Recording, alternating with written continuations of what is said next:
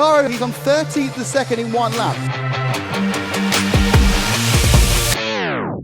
See what's happening. Oh, the huge. Knaus and JQ were looping together. Came in that last lap in third. He's finished 8th. Second and third is where the battle's at.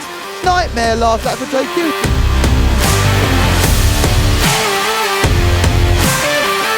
The dust is so great, it's causing a storm.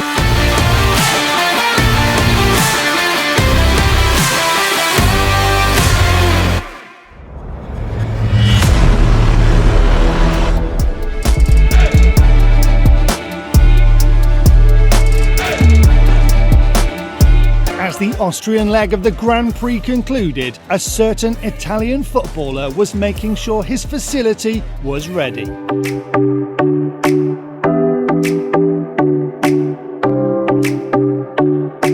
Welcome to Asti.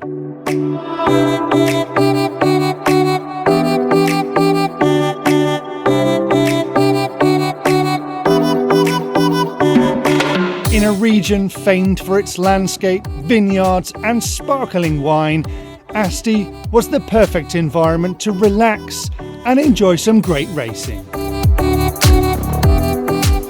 However, since the start of the series, driving standards have been in the spotlight. Mao was left with no choice but to lay down the law to try and keep the racing fast and fair. First of all, is that you are here, you are the pinnacle of RC.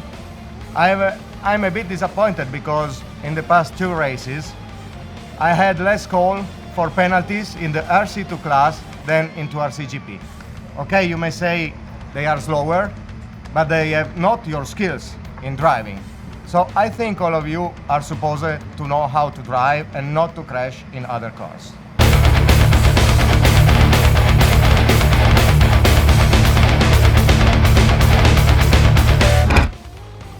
If you want other drivers be respectful with you, be respectful to other drivers. But the reason these events are being put on is to grow the hobby to a greater scale and try and promote it to new environments and new markets. So the idea of what we are doing is we are representing RC racing to the world. As if to prove Mao's point, RC2 drivers from across Europe displayed some amazing skills, helping to make the race director's life a little easier.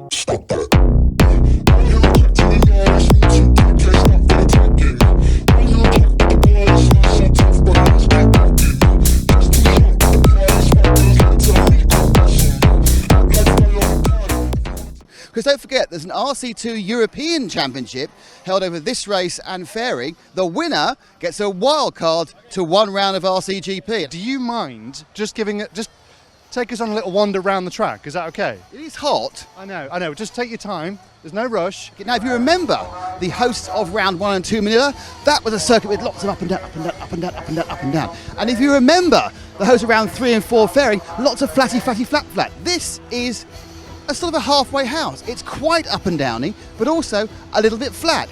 A completely different circuit again. 3 rounds, 3 different circuits. Who will be the champion of rounds 5 and round 6 at Asti? The RCGP Drivers' Weekend gets underway with seeding practice.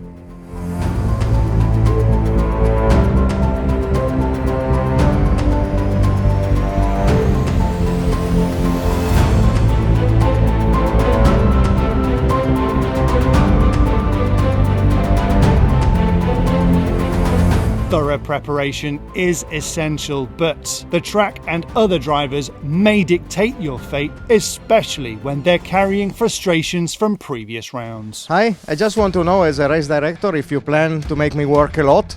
I think the layout is really good for some nice takeouts. There are many situations where you have to enter the corner slow if you want to stay on the inside line, so it's very easy for the car behind to be entering the corners faster than you.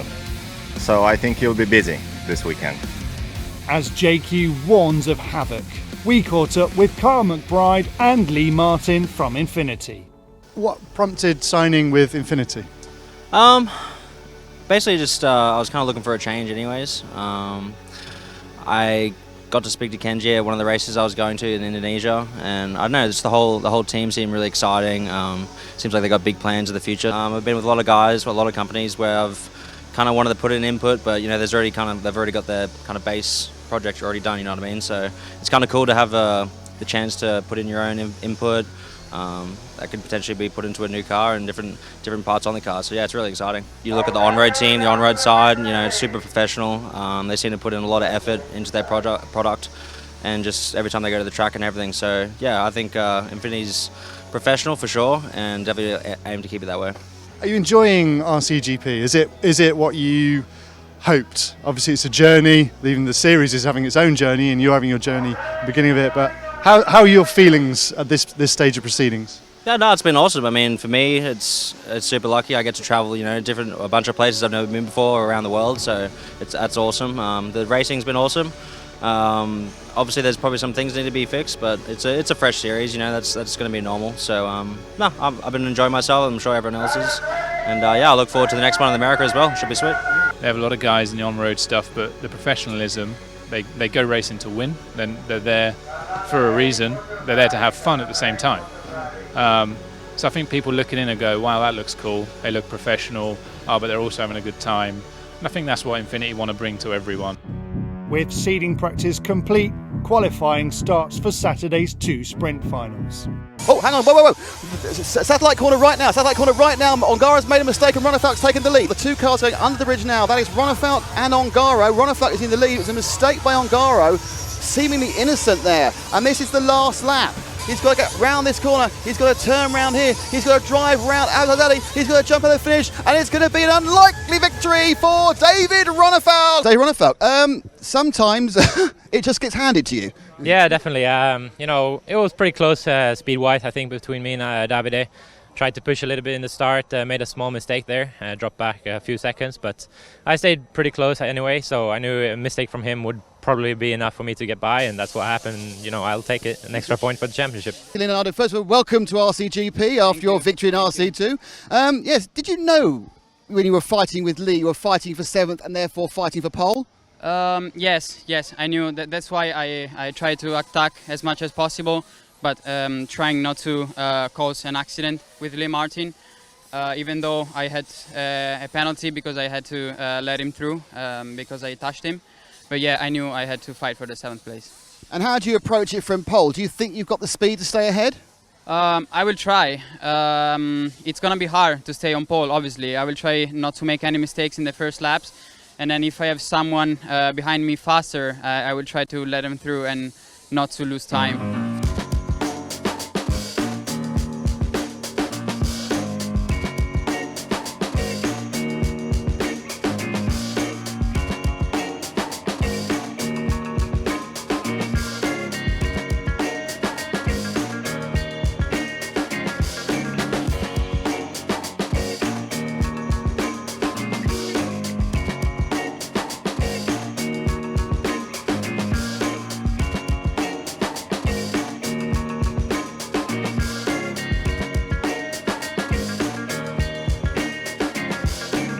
Let us check in, as we're at the midway point of the season, with the class of 2019 and their own mid-season review.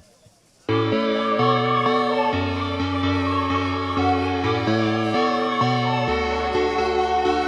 Ronefalk, halfway through the RCGP season, how would you sum it up so far? Definitely not what I was looking for when we started this series, but it hasn't been too bad. Haven't been too far away. Just some unlucky moments, I would say, like in Philippines, having tires coming unglued. Give yourself a mark out of 10 for the season so far? I would say 7. Yeah, mine's been good. I mean, I've had some up and downs. Philippines was pretty good for me. I came 4th there. Austria was good and bad. I had a great Saturday. Came 2nd overall. I was happy with that. And then I had an issue on the Sunday. So, yeah, it's been up and down. Pretty good, though. I can't complain too much. I'm happy with it. So, give yourself a mark out of 10 for the season so far. Give myself a 7.5, I reckon, so far. Not too bad. So, you've won the first 4 rounds. Is there any way it could have gone better? I think no. So, give yourself a mark out of 10 for the season so far. Yeah, 10. No one's going to argue with that, to be honest. I need to get confident with the car and have a couple of things go my way in a race. I think I can improve. And give yourself a mark out of 10 for the season so far. I'd say 5. That's that's pretty average, 5 out of 10. Philippines, I think, is little better than Austria, but in Austria I make 2-4, and here it's difficult for me. And can you give yourself a mark out of 10 for the season so far? 11. 11! Excellent. I mean, it's only one way to go, right? Get better. So give yourself a mark out of 10 for the season so far. 4. No, it's so far. Well done. Is there any particular race or round where you thought, oh, I could have done a bit better, just one little... Yeah, Manila was close. I have a flame out also, so and then I finished at 9th. So. And can you give us a mark out of 10 for your season so far? That's a bad race. No, it's a 10. 10? I like it, yeah.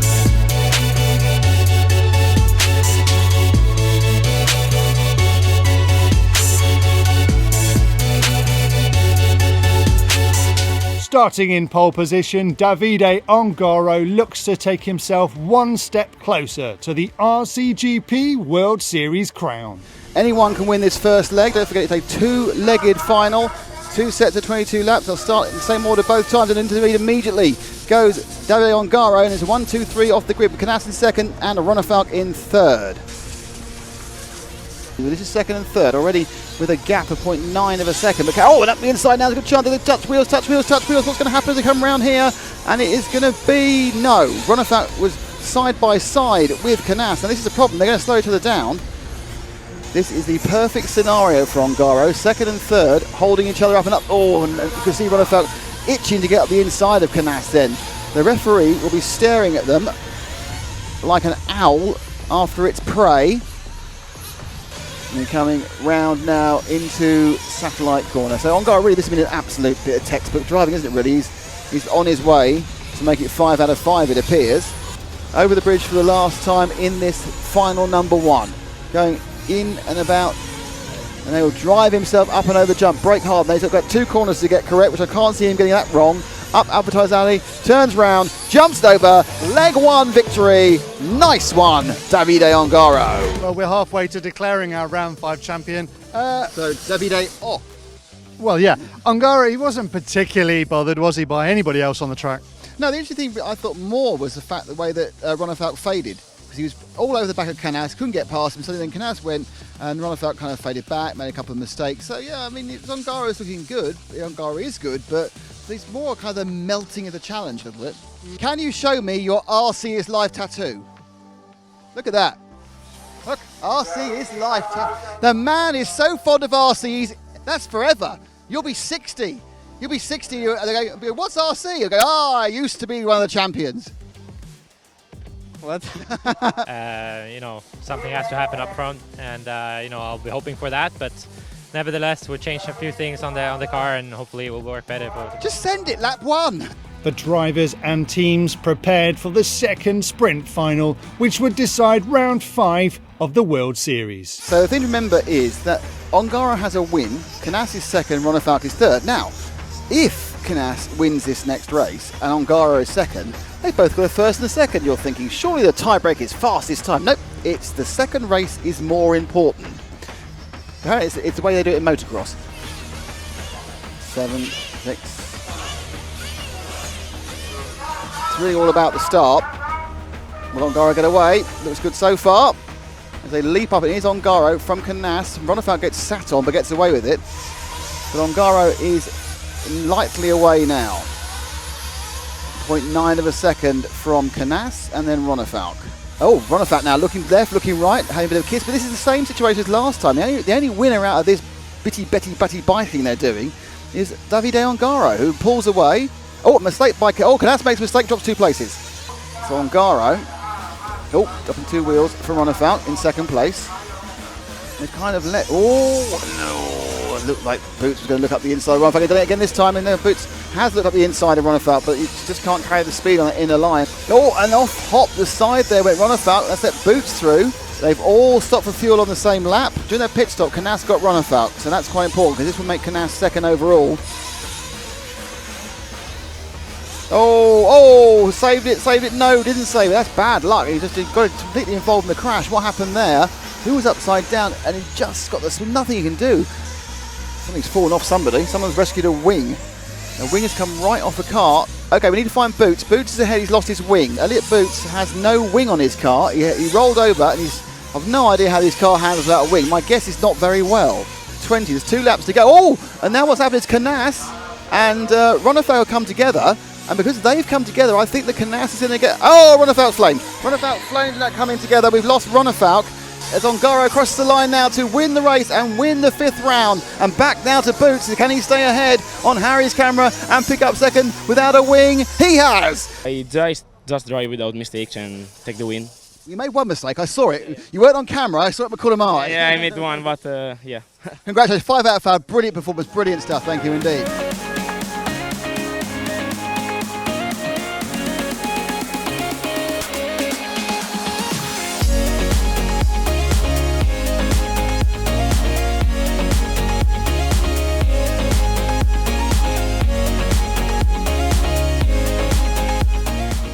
Well, there we have it, an amazing set of qualifying races followed by stunning double-header sprint final action. David Ongaro, round 5 champion, congratulations to him. If he can do the same in round 6, he could be 2019 champion. Can he do it? Tune into round 6 to find out.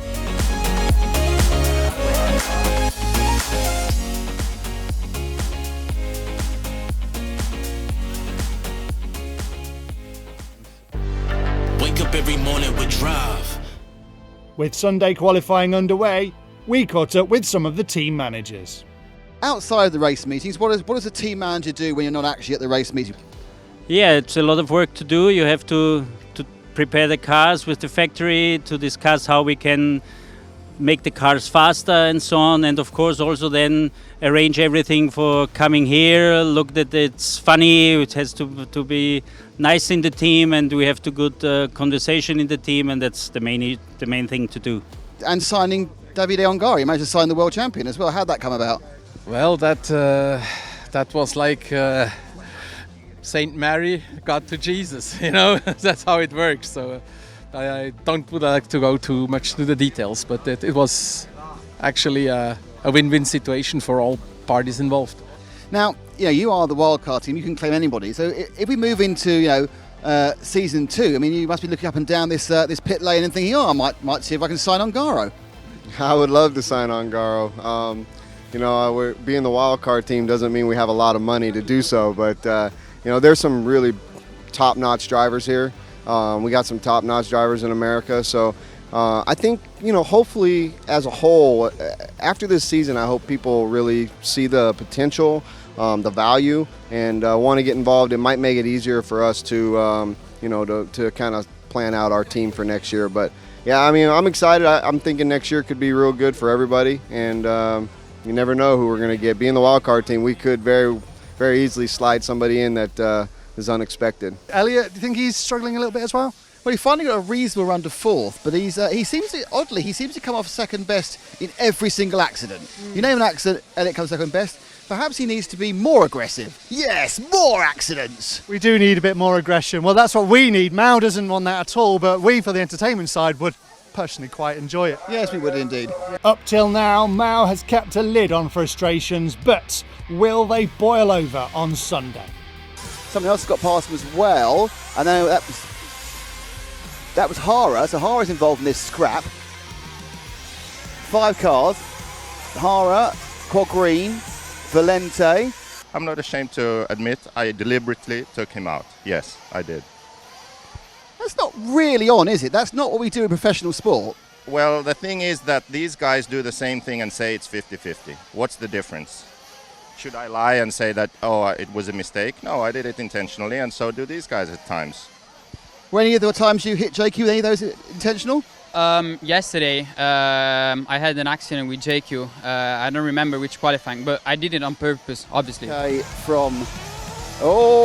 going to be unpopular. That is, and through goes Canas. Okay, and this is the battle on the fact of 3rd, 4th and 5th. Already, I think, has to be said, I've seen some pretty shocking driving from Marco Barufalo in this one, but he's paid the price and tumbled down to 11th. McBride, and he'll be going over the line now. That is McBride taking the win. I was in the front, so I just wanted to get away, have a good lead. Had Elliot and David behind me, David Rompolk. those two kind of crashed, and yeah, after that I just ran my own race. We're looking at third and fourth, which is Ronnefout and Barufalo, and Barufalo just absolutely mullered Ronnefout. While Marco is fantastically fast, his racecraft can suffer, causing tempers to flare. I don't know, it just seems like some people go out there like angry all the time. When are you going to learn? 50-50. When did I touch someone there?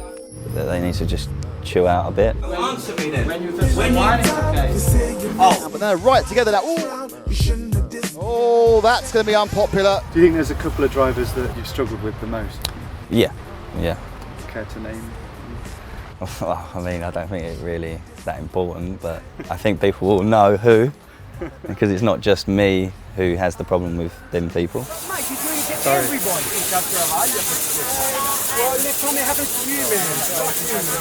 It's a very stressful environment because you all want to win. The referee will be staring at them. Like any sport, if you're not strong with like the laws and the rules and stuff, they'll take liberties and they'll stretch them rules to like the limit. 50-50. It seems that Kyle and the McBride team are not very happy with you. Why is that? We had too little contact. The first contact was totally my fault because I braked too after and I touched him and I wait him. And in the second contact, in the jump, he touched first Ravaglia and I was behind him, so I brake but I touched him. So it was not totally my fault. And the big winner from that race, well, obviously the big winner was the winner, Carl McBride, but the second biggest winner, because now on pole, it's JQ. JQ, so you've got no one to hit deliberately now, so you can just race the win, yeah? I just had to prove to you that, yes, I can start first, even with this system. And can you win? No, but I'm going to try and at least cross the finish line in first. That would be a win for me. But it looks like JQ has got himself to the top of the hill first, at least. Oh, the tip there as Ongara hit him at the backside, and it's Quad Green's had his moment in the sun now. He's led this race for a lap, but Quad Green made him say Ongaro, so it's now Ongaro from Ronnefout again. Barufalo probably isn't going to wait to get, oh nice, but now that's a nice clean move by Barufalo. And JQ's blown it, so there we are, flown off, blown it, that's all. JQ blew it into 10th, and he'll be disappointed about that as a last lap accident took him out of the running. I mean, is it getting frustrating being so close and not able to just get onto him? You know, it's one thing to catch the car in front of you, then there's another thing to pass. I definitely thought I had better speed this time around. We changed a few things on the car again, and we're coming closer, but there's still some stuff we have to find out. And they're off. With a spin up of the noise rising for the car's movement. Valenti made a good start. Looks like a slightly flamboyant one for Martin. May have dropped him into third behind his teammate. And I think that's how it's... No, it's Barufalo's put himself into third. So a great start from Barufalo. Not sure where Martin. Martin's way down, as is Ronnefout. Oh, that's bad news for Ronnefout. Starting way at the back of the grid. Moving forward, Ronnefout's got himself through to 10th. And every position's really important because this is the overall point scoring to get himself somewhere towards the front in the final. This is Valenti. Valenti is absolutely superb. This is a young man who obviously doesn't understand the meaning of the word pressure. Valenti's managed to break away slightly. So Valenti now has a lead a bit more as they kind of run into each other again. Barufalo and McBride came together and slid themselves both out, and they dropped down to 4th and 5th. And mistake from Ongaro. It's first race here for Beach. Oh, up 2 wheels, and that's enough to get Barufalo through. It's dropped off the back now, has been Boots in 6th. Oh, another mistake for Avalia, and that leaves Ongaro into 3rd, and then kind of the aftermath of the accident, they've all spread out very slightly. And as you can see, as they drop up, they get as close as they can do. And we are now on the fight. This is so much fun, I didn't realise it's the final lap. I'm enjoying this race so much, it's the final lap, and first and second in frame. So, and then Barufalo makes a mistake that's going to give Valenti, but it was happening second and third. So Valenti is going to cross the line to win. Fantastic result. Barufalo second, Ongaro third. I was enjoying that race so much, I didn't realise it was the last lap. Leonard, you don't feel pressure, do you? You get out, off you go. I mean, yeah, I do feel pressure, but I've seen like the cars behind me made some little mistakes, so I managed to stay calm, and even if it was a little bit slower, then towards the end they reached me, but I managed to get the TQ anyway, so I'm happy. We have Ongaro out here, and back here we just have panic and anger, basically. And the other twins, annoyance and my dad's going to hit your dad. With anger and tension in the air, racers took to the track for Sunday's hour-long endurance final. Ronald Falcon's made a place up already. He's got past Valente. So Barufalo is the man giving chase to Ongaro. Has only done 2 of these events. And he's out of it already. And this is the battle of 5th and 6th. Now that was quite clean in the end. Got right. That was as close as you'd like to see. Now he's got him on the switchback there. So basically cut inside. Pog Green and again. So you wouldn't say that Boots isn't pushing it. Now Marco Barufalo. So what Marco Barufalo does, he's put in the fastest lap we've seen of 38.8. So Boots gains 5 or 6 seconds here in the second place 58 car, the S-Works machine. That is at Sujihara. Absolute legend of RC racing. And Ronald he was saying to us earlier, the biggest problem he's got is having to drive so close to the edge to get this pace. It's just not comfortable. Oh wow, Ronald just put his fastest lap of the entire race, 38.9. And there's been a mistake by Boots, and Boots has dropped way down. Ronald, but a lot of pace has dropped at both. Oh dear. But a lot of pace has dropped at both. Oh, that's a complete disaster. And Ronald flame. Oh dear. This just he can't buy a piece of luck at all, Ronald. And that's Ronald championship chances gone. Ronald is out. That's Leonardo Valente. He's come here. He won RC2 in Fairing the last event out a few weeks ago, and he's absolutely shone, I think. Davide Ongaro is about to start hhis final lap. And Davide Ongaro is going to win round 6. He's going to win the RCGP World Series. He is going to win our hearts. Davide Ongaro, the champion.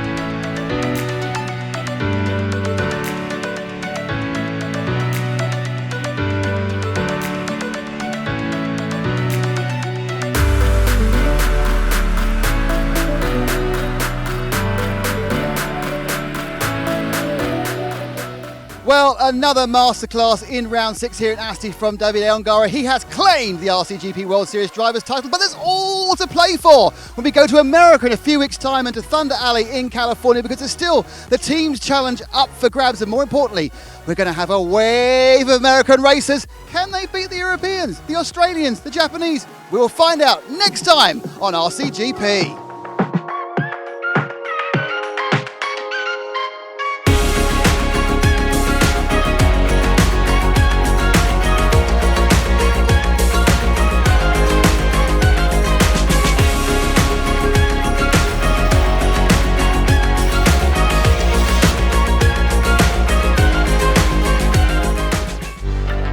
Every morning we drive, been on the grind, know I had to survive, we had to win, started from the dirt and the rubble, I had to be the needle that was popping your bubble, letting the air out, walking with a clear route, how we gon' rise today, I'm making mine today, go make yours, double back and flip the proceeds,